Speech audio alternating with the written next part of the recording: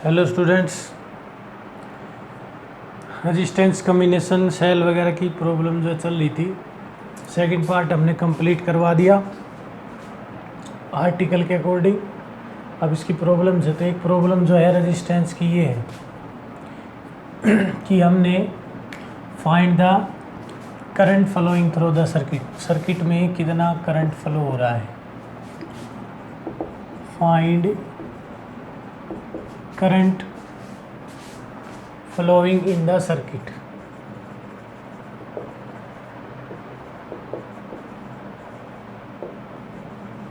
Circuit के अंदर कितना करंट फ्लो हो रहा है, तो उसके लिए पहले हमने जो है ना इसका इक्विवेलेंट रेजिस्टेंस डिटरमाइन करना पड़ेगा।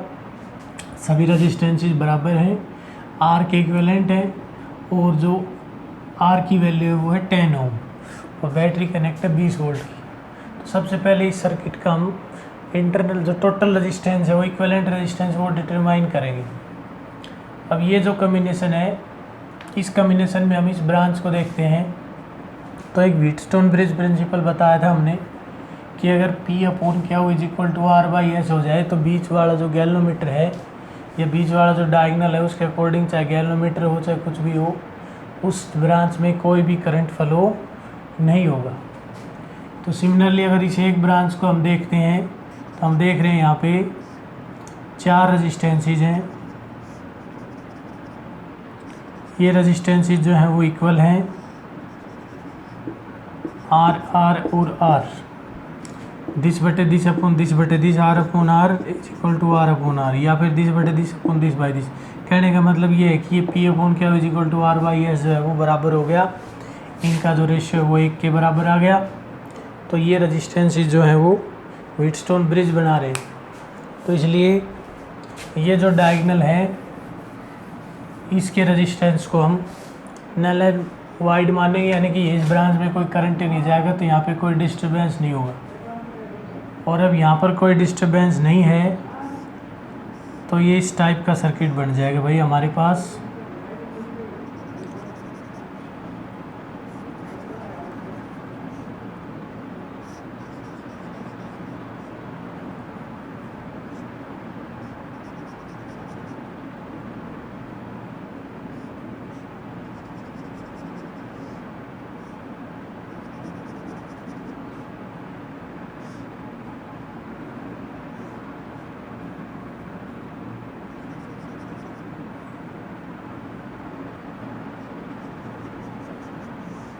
कुछ इस टाइप का सर्किट बनेगा। ये नीचे वाली ब्रांच में और उस ब्रांच के अंदर ये जो रेजिस्टेंसेज थे ये हमने एलिमिनेट कर दिए, इनकी कोई अहमियत नहीं है तो इनको हटा दिया। अब ये बिल्कुल सिंपल सर्किट हो गया है।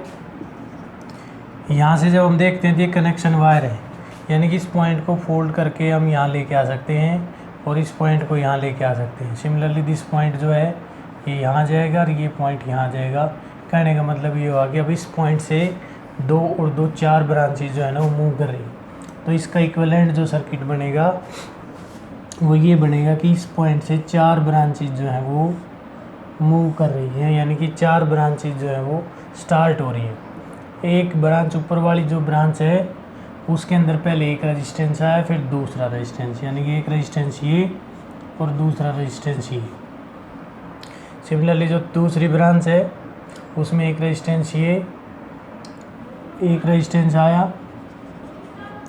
तीसरी ब्रांच में एक रेजिस्टेंस आया यहाँ से, और ये दोनों है ना यहाँ पे मीट हो गए इस पॉइंट पे। उसके बाद ये दोनों रेजिस्टेंस जो है, दोनों ब्रांचेज से एक एक रेजिस्टेंस जो है और 2 ब्रांच बनी यहीं से,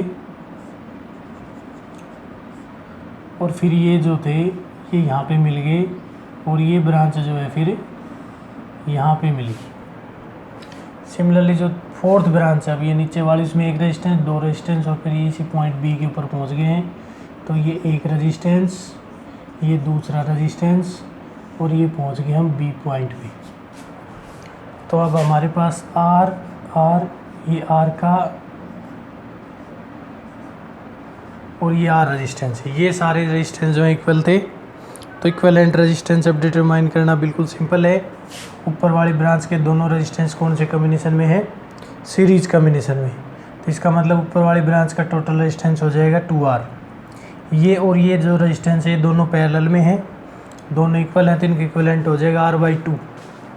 इक्वलेंट अगर n हो तो पैरेलल का होता है R/n। तो इसका मतलब अगला जो सर्किट बनेगा इसका वो बनेगा हमारे पास ये ब्रांच, इसमें तो एक रेजिस्टेंस हो गया 2R,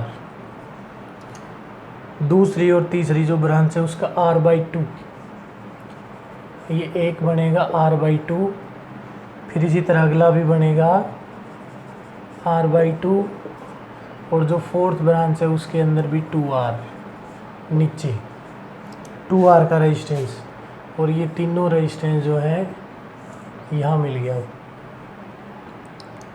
अब जो है ये 2R, R/2 और R/2 इन दोनों का इक्विवेलेंट जो है वो कितना बनेगा R, क्योंकि ये सीरीज कम्बिनेशन है।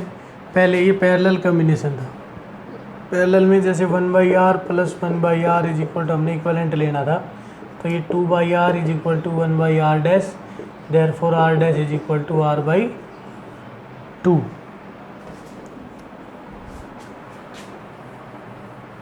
तो ये हमने R/2 ले लिया। अब इन दोनों का सीरीज कम्बिनेशन जो है वो R हो जाएगा। अगला जो स्टेप होगा हमारे पास वो ये होगा, ऊपर है 2R, ये R हो जाएगा, और ये जो थर्ड ब्रांच वाला रेजिस्टेंस है ये भी हमारे पास 2R, और ये तीनों ब्रांचेज जो है, तीनों ब्रांचेज का कम्बिनेशन यहाँ हो गया। अब ये तीनों रेजिस्टेंस जो है वो पैरेलल में है, इनका इक्विवेलेंट जो है वो पैरेलल कम्बिनेशन के अकॉर्डिंग निकालेंगे हम, और वो कितना होगा, वो एक रेजिस्टेंस होगा 2R, यानी कि रिजल्टेंट 1/R हो, तो ये बनेगा 1/2R 1/R 1/2R। 1/R is equal to LCM आ जाएगा भाई हमारे पास 2R का एलसीएम आ जाएगा 1 + 2 + 1, यानी कि 1/R इज इक्वल टू हो गया हमारे पास 4/2R।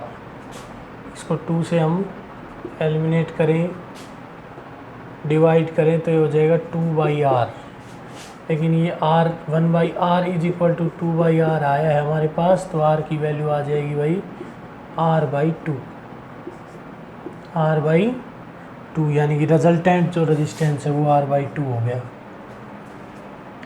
अब ये सारा सर्किट 20 वोल्ट की बैटरी से कनेक्ट था, ये 20 वोल्ट की बैटरी से कनेक्ट है, और हमने करंट डिटरमाइन करना है। अब R की वैल्यू जो है वो कितनी दे रखी, 10 ओम।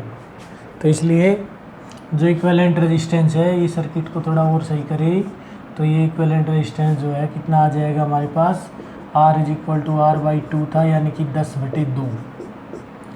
R की वैल्यू आएगी हमारे पास 5 ओम।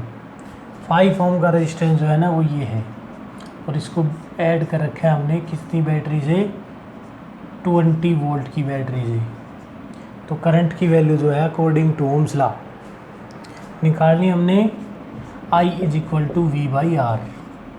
तो V की वैल्यू हमारे पास 20 है, R की वैल्यू 5 है, इस सर्किट में करंट फ्लो होगा 4, मतलब सर्किट का जो करंट है वो I is equal to 4 ampere flow हो रहा है। ये जो कम्बिनेशन था ये व्हीटस्टोन ब्रिज कम्बिनेशन बना है, इसलिए बीच वाले रेजिस्टेंस को हमने नेगलेक्ट कर दिया, बाकी चलना है ब्रांचेज के अकॉर्डिंग। ये जो कनेक्शन वायर है ये यहाँ से 4 ब्रांच शुरू हो रही है, और ब्रांचेज के जो जितने रेजिस्टेंस होते हैं अगर एक के बाद एक आए तो सीरीज में, और जितनी ब्रांच होती हैं वो पैरेलल में होती है।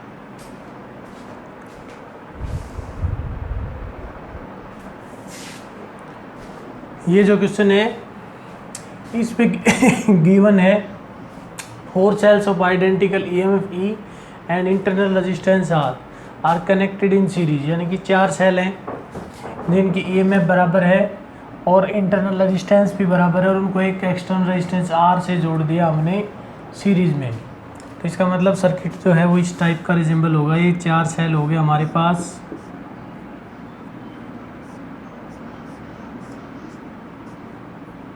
और इनको हमने एक एक्सटर्नल रेजिस्टेंस R से कनेक्ट कर दिया।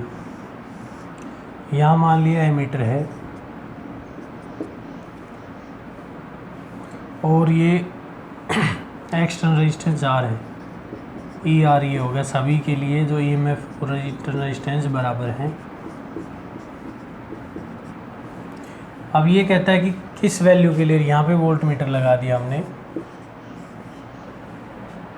ये सर्किट होगा जो इस क्वेश्चन में दिखाने का, इसमें सिर्फ ग्राफ दिखा रखा है कि टर्मिनल वोल्टेज जो है कम्बिनेशन का, जो टर्मिनल वोल्टेज और करंट के साथ कैसे वेरिएशन होता है।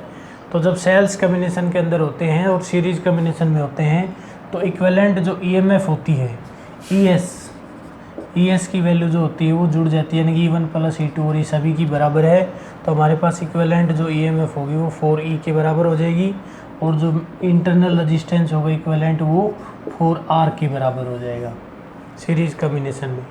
और जो टर्मिनल पोटेंशियल और इंटरनल रेजिस्टेंस और ईएमएफ का जो रिलेशन होता है वो होता है V = E - IR, यानी कि अब इस कम्बिनेशन में हो जाएगा V = ES - IRS।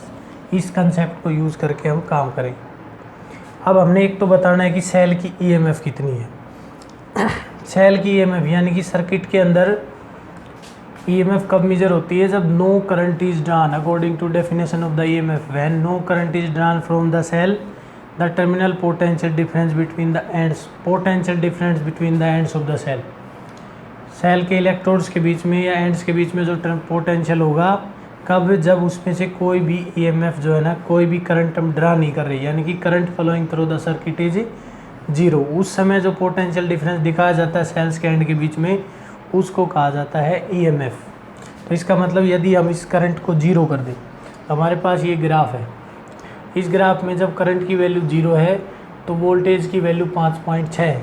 और अकॉर्डिंग टू दिस इक्वेशन जब हम यहाँ पे देखेंगे, इस इक्वेशन से अगर हम IS की वैल्यू को 0 कर देते हैं, यहाँ पे अगर करंट 0 हो जाता है तो हमारे पास V = ES हो जाता है। यानी कि इस ग्राफ से अब हम देखें करंट की वैल्यू 0 है तो V की वैल्यू 5.6 है, इसका मतलब ES = 5.6 वोल्ट। लेकिन जो ES है वो 4 सेल्स के EMF का जोड़ है, मतलब ES = 4E, therefore 4E = 5.6 volt, यानी कि एक सेल की EMF हो जाएगी हमारे पास 5.6/4, मतलब E की वैल्यू जो है वो हमारे पास आ जाएगी 1.4 वोल्ट, 14 चौक 56, यानी कि E की वैल्यू 1.4 वोल्ट होगी। ये हो गया एक सेल की EMF। अब हमने करना है इंटरनल रेजिस्टेंस।